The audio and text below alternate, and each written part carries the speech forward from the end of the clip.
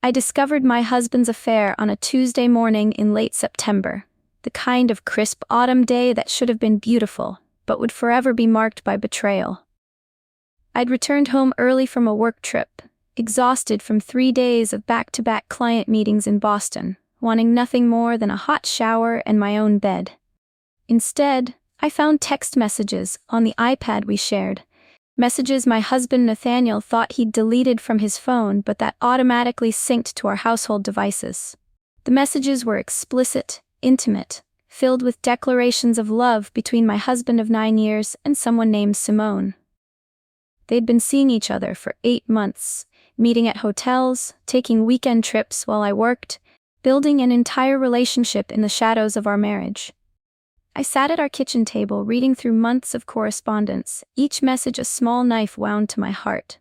But beyond the pain, beyond the shock and betrayal, something else was crystallizing inside me, cold, calculating anger. Nathaniel had been careless, sloppy even. The messages contained details about their meetings, about money he'd spent on gifts and trips, about future plans they were making together. Plans that apparently included Nathaniel leaving me once he'd secured a promotion at his law firm and could afford the divorce. He was waiting, I realized with bitter clarity, until his financial situation improved before abandoning our marriage.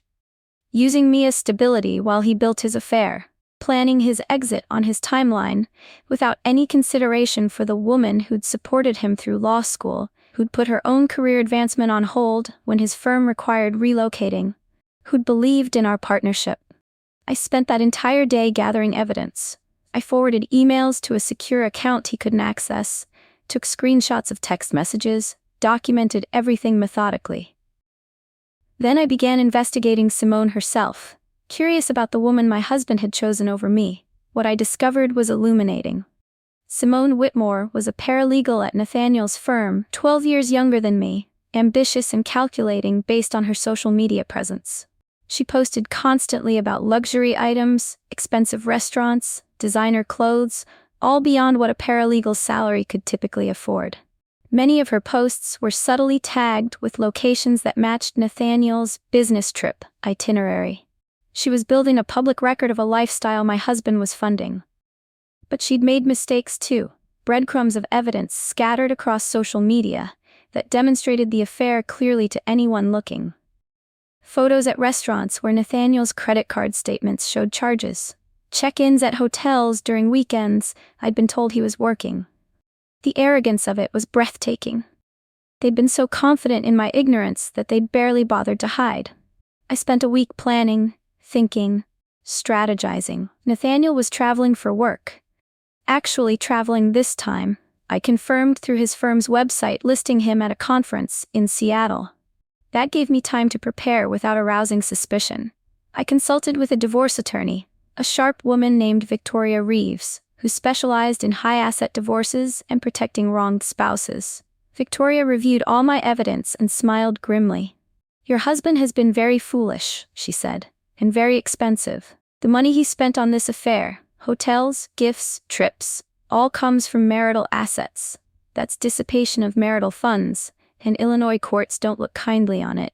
She outlined a strategy that would protect my financial interests, document his infidelity, and ensure I received a fair settlement that accounted for his wasteful spending on the affair. But I wanted something more than just a favorable divorce settlement. I wanted Nathaniel and Simone to understand exactly what they'd done, to face consequences beyond financial inconvenience. I wanted justice, and I was prepared to be creative in pursuing it. The idea came to me during a sleepless night, audacious and risky but perfectly calibrated to expose their betrayal in the most uncomfortable way possible. I would host a dinner party. I would invite Nathaniel's colleagues, our friends, and Simone, and I would serve them all the truth along with dessert. The logistics required careful planning. First, I needed to ensure Simone would actually attend. I created a fake email account, purporting to be from the firm's managing partner's wife, inviting several junior employees and their partners to a casual dinner at our home as a get-to-know-the-team event. The invitation was professionally worded, the kind of networking opportunity an ambitious paralegal like Simone wouldn't refuse.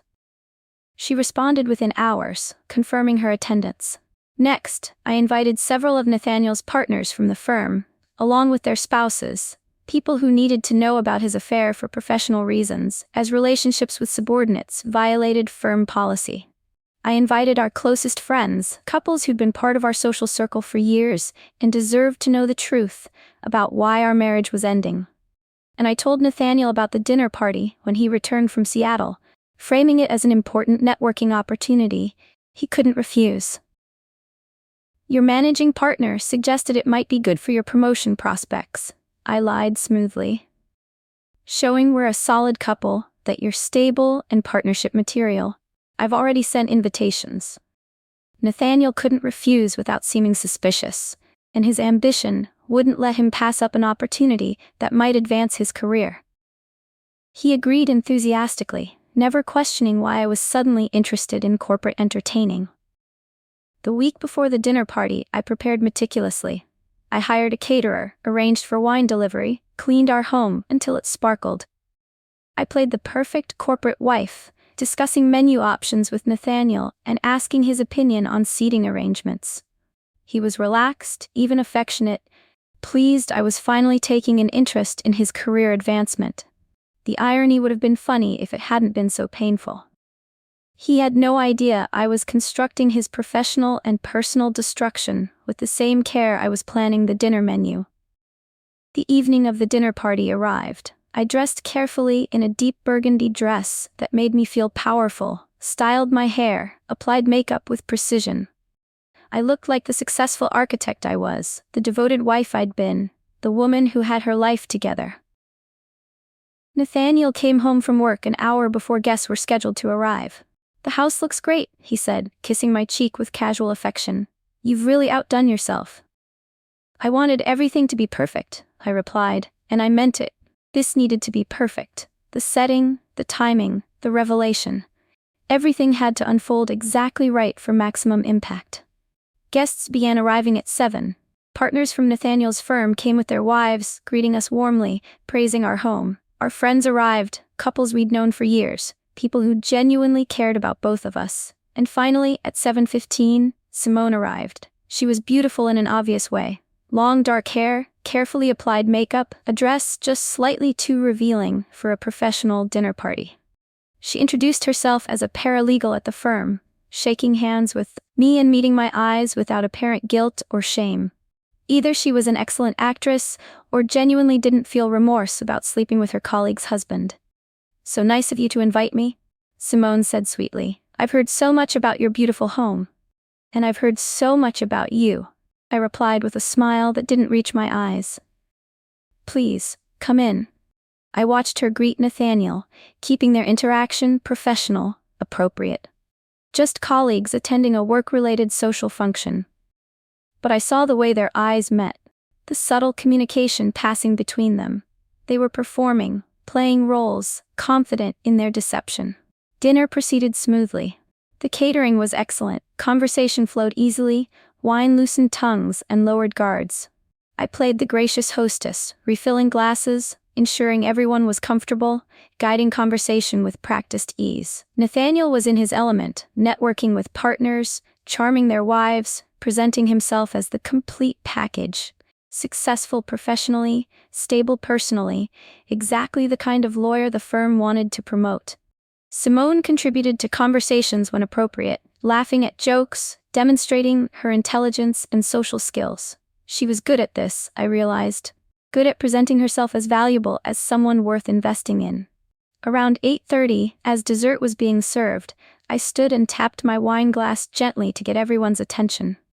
"If I could have everyone's attention for just a moment," I said, my voice calm and clear. The table quieted, faces turning toward me expectantly. Nathaniel smiled, probably assuming I was going to say something complimentary about him or thank everyone for coming. "I want to thank you all for coming tonight," I began. "It means so much to have our closest friends and Nathaniel's colleagues here to share this evening with us." I paused, letting anticipation build. "I also want to thank Simone especially for attending. It's not every day you get to have dinner with your husband's mistress at your own table." The silence was absolute, total. the kind of shocked silence that comes when something unthinkable is suddenly made real. Nathaniel's face went white, then red. Simone's expression transformed from confusion to horror. The partners and their wives looked stunned. Our friends were staring at me with mixtures of shock and dawning understanding. I discovered Nathaniel's affair 8 weeks ago, I continued, my voice steady despite my racing heart. They'd been seeing each other for 8 months, meeting at hotels, taking weekend trips, building a relationship while I worked to support our household and Nathaniel's career. I pulled out my phone and connected it to our television, which was visible from the dining room. Screenshots of text messages appeared on the screen, explicit conversations between Nathaniel and Simone, declarations of love, discussions of their future together. These messages show a systematic, ongoing affair, I said, advancing through the screenshots methodically. They also show Nathaniel spending thousands of dollars of our marital assets on this relationship. Hotels, gifts, trips, all funded by money that should have been supporting our marriage. I looked at the partners from Nathaniel's firm. I believe your firm has policies about relationships between partners and subordinates, especially relationships where the senior employee has supervisory authority and control over the junior employee's career advancement. The managing partner, Calvin Westbrook, had gone very still, his eyes fixed on the screen showing the evidence. His wife looked horrified, whether by the affair or the public revelation I couldn't tell. Nathaniel, I said, turning to my husband, has been using his position at the firm to conduct an affair with a subordinate employee, violating firm policy and potentially creating liability issues. He's also been systematically dissipating marital assets to fund this affair while planning to divorce me once his promotion came through.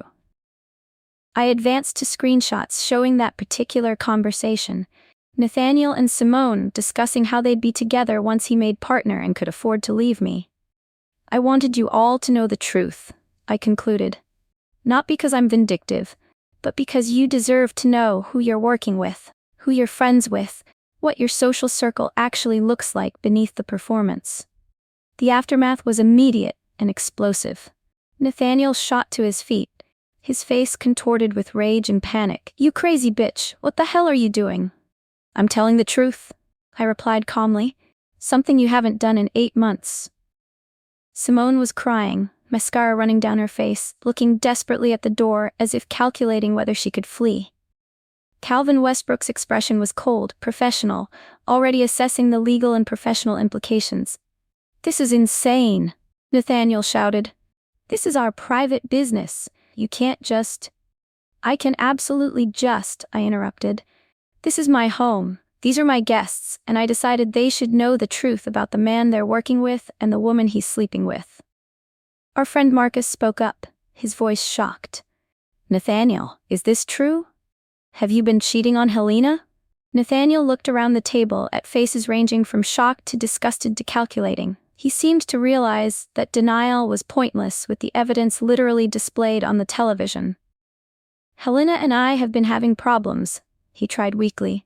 "Our marriage has been struggling for a long time. We grew apart."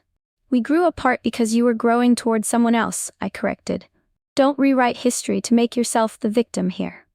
Calvin Westbrook stood, his wife following suit. "Nathaniel, Simone, this is clearly a complex personal situation, but it's now a professional matter that the firm needs to address. I'll expect both of you in my office tomorrow morning at 8. Simone found her voice, thin and desperate. "Mr. Westbrook, I didn't know he was married at first. By the time I found out, we were already involved, and he said—" "Save it for tomorrow," Calvin said curtly. He looked at me with something that might have been respect. "Mrs. Reeves, I apologize that your home and hospitality were abused in this way. Thank you for bringing this matter to our attention, however unconventionally." He and his wife left, followed quickly by the other firm partners and their spouses. All of them paused to express sympathy to me and thinly veiled disgust at Nathaniel before departing. Simone grabbed her purse and fled without another word, tears streaming down her face. Our friends remained, looking uncomfortable but sympathetic. "Helena, why didn't you just tell us privately?" asked Kayla, one of my closest friends. "Why do it this way?" Because Nathaniel has spent 8 months lying to all of you, I replied. Coming to dinners with me, acting like everything was fine, maintaining our social relationships while building another life. You deserve to see who he really is, not the version he performs for audiences. Marcus looked at Nathaniel with disappointment. Man, I've known you for 6 years. I stood up at your wedding, and you've been lying to all of us this whole time? Nathaniel had sunk back into his chair, his head in his hands. When he looked up, his expression had shifted from rage to something more calculating. Helena, we need to talk. Privately, we can work this out. There's nothing to work out, I said firmly. I filed for divorce 3 weeks ago. You'll be served with papers tomorrow. My attorney has all the evidence of your affair and the dissipation of marital assets. You'll be hearing from her soon. You filed for divorce? Without even talking to me? Nathaniel's voice rose again.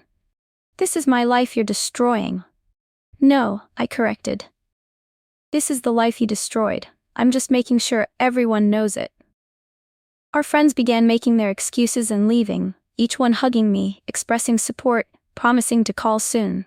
They left Nathaniel sitting alone at the table, isolated by his own choices. Once everyone was gone, Nathaniel turned to me with desperation, replacing his earlier anger.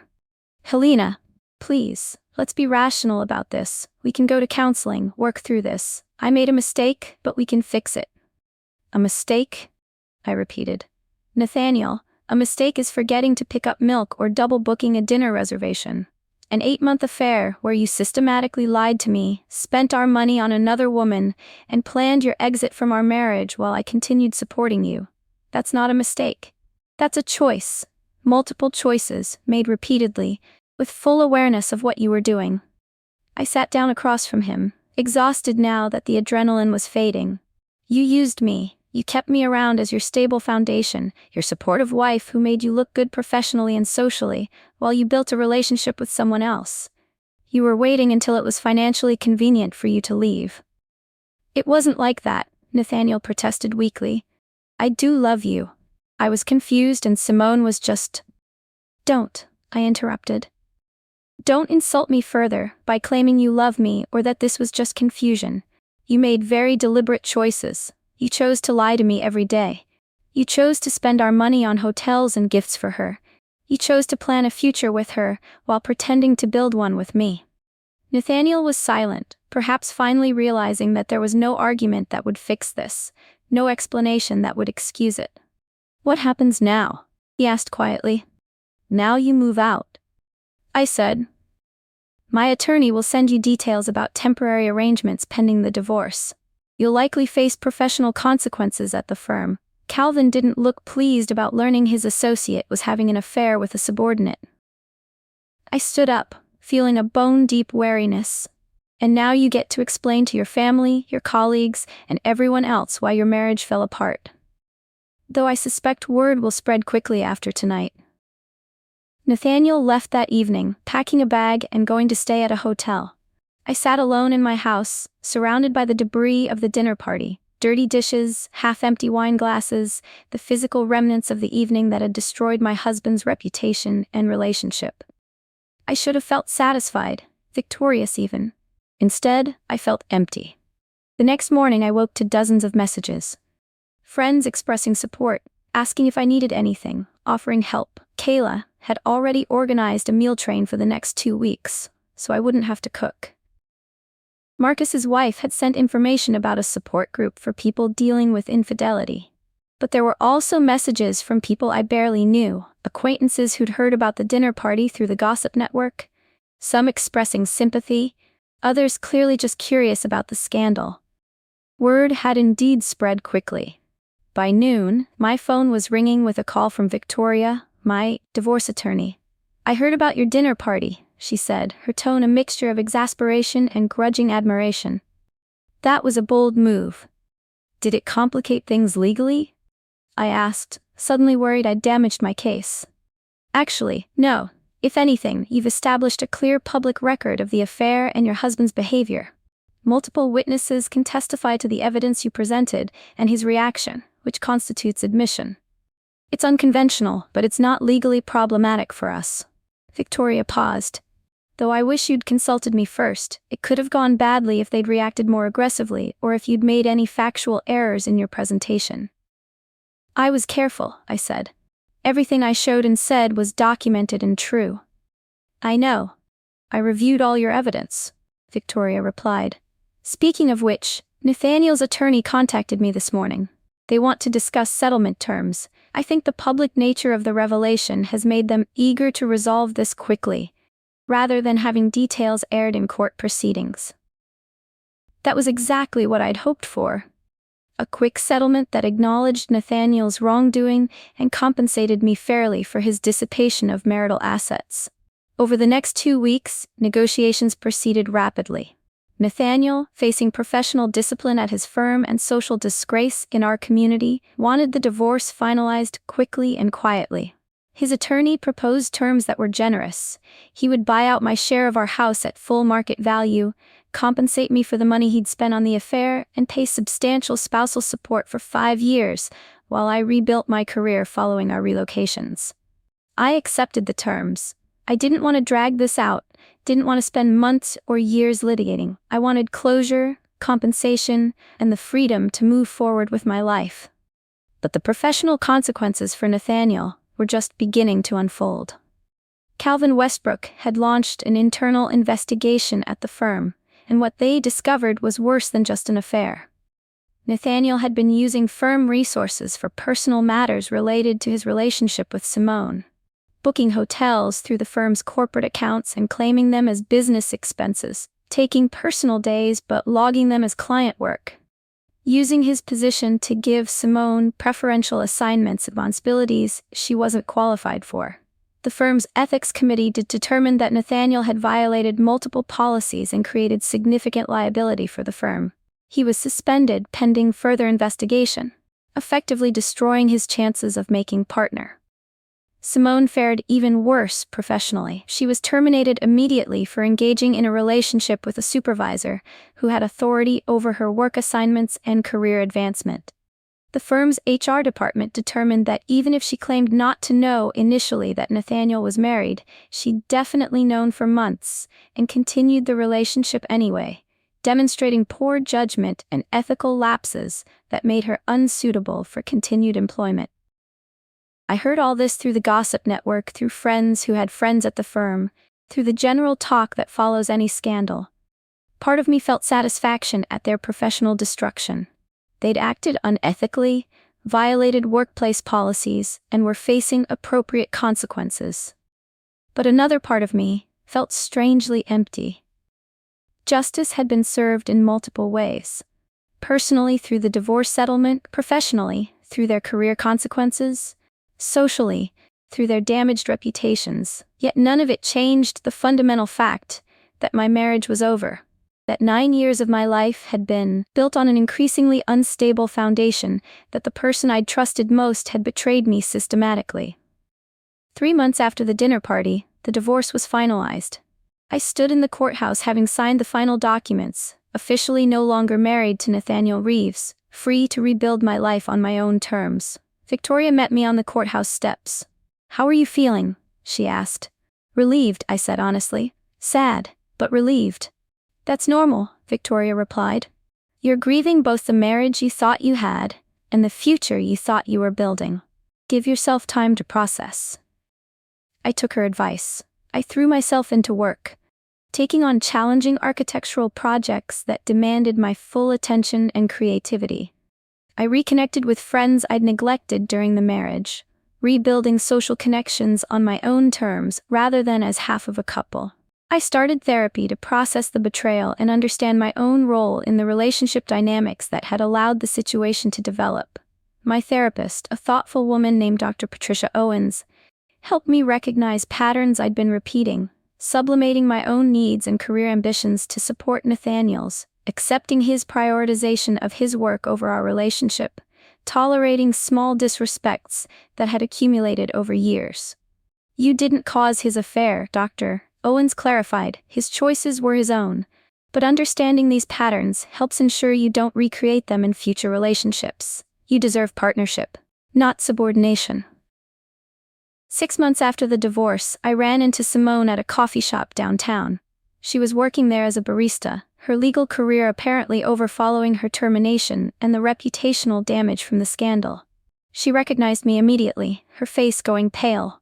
"Helena? I didn't know you'd be here." "It's a public coffee shop," I said neutrally. "You work here now?" "Yeah," Simone replied quietly. "After the firm fired me, my reputation was destroyed. No law firm would hire me. This was what I could find." She looked at me with what might have been genuine remorse. "I want to apologize. What I did was wrong. I knew Nathaniel was married and I pursued the relationship anyway. I told myself it was love, that we couldn't help our feelings, but the truth is I was selfish and cruel." I studied her, trying to determine if her regret was genuine or just a response to facing consequences. "Why did you do it?" I asked. "Why pursue a married man?" Simone was quiet for a moment, then said, "Honestly, because I wanted what you had. The nice house, the stable life, the successful husband. I thought if I could take him from you, it proved I was better, more desirable. It was petty and stupid, and I've spent 6 months realizing how much I destroyed, not just your marriage, but my own career and self-respect." She wiped her eyes. "I don't expect forgiveness. I just wanted you to know that I understand what I did was terrible. And I'm sorry." I considered her apology, this young woman who'd helped destroy my marriage and then faced her own destruction as a consequence. "I don't forgive you," I said honestly. "Maybe someday, but not yet. What you did caused tremendous pain, and the consequences you're facing are appropriate for the choices you made." Simone nodded, accepting that. "I understand. But I hope you learn from this," I continued. "I hope you become someone better. Someone who doesn't base their self-worth on taking things from others or proving they're more desirable. That's a hollow way to live." I left without ordering coffee, not wanting to prolong the encounter. But the conversation stayed with me, adding complexity to the narrative I'd constructed about Simone as simply a villain who'd intentionally destroyed my marriage. She was more complicated than that. Young, insecure, making terrible choices based on twisted logic and immature values. That didn't excuse her behavior, but it contextualized it in ways that made the situation feel less personal and more sad. A year after the dinner party, I attended a gallery opening for a friend who was a photographer. I was standing by a striking landscape photograph when someone spoke beside me. "Beautiful composition, isn't it? The way she frames the natural light." I turned to find an attractive man in his mid-40s studying the photograph with genuine appreciation. "It is," I agreed. "Are you a photographer?" "Amateur enthusiast," he replied with a smile. "I'm actually an environmental engineer, but I appreciate art when I can." "I'm Thomas, by the way." "Helena," I said, shaking his hand. We talked for the rest of the evening, discovering shared interests in architecture, environmental design, and sustainable building practices. Thomas was recently divorced himself, navigating single life after a 20-year marriage that had ended when he and his ex-wife realized they'd grown in incompatible people who wanted different futures. "It was amicable," he explained. "No infidelity or betrayal, just honest recognition that we'd become different people than we were when we married. Still difficult, but clean." Mine was less clean, I admitted. My ex-husband had an 8-month affair with a colleague. I found out and served him justice in a fairly dramatic fashion. I gave him the abbreviated version of the dinner party story. Thomas listened without judgment, then said thoughtfully, "That must have been cathartic, but also painful. Did the public revelation help you heal?" It was a good question, one I'd been processing for a year.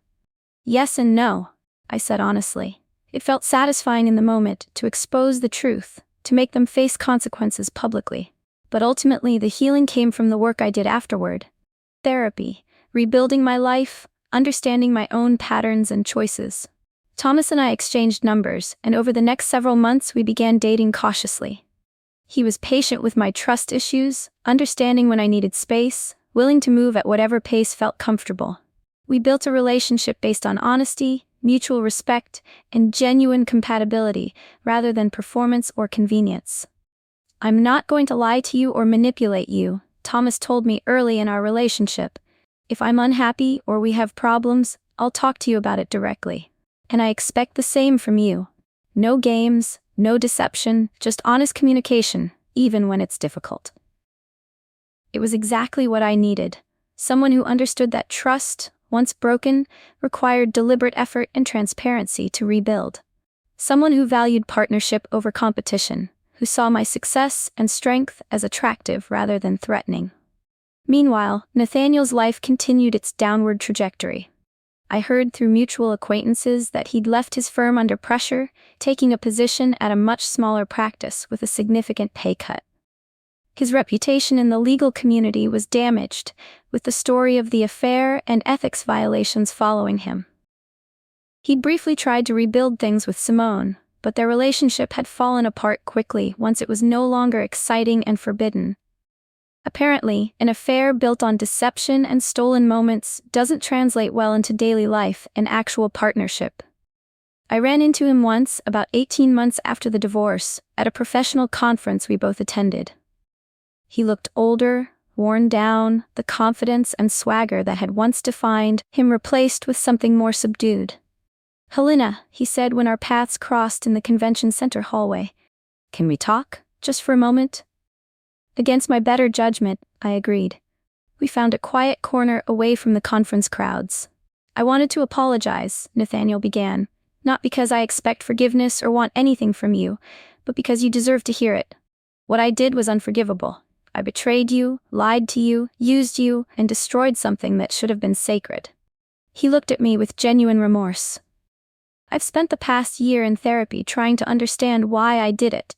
Not to excuse it, but to understand so I never do it again. And I've realized that I took everything good in my life for granted. You, our marriage, my career, because I was chasing some fantasy of excitement and validation. The dinner party," he continued, "was humiliating and devastating. But it was also appropriate. You exposed the truth in a way that forced me to face consequences I'd been avoiding. I deserved that. I studied him, this man I'd once loved and built a life with, now a stranger marked by his own choices. I accept your apology," I said.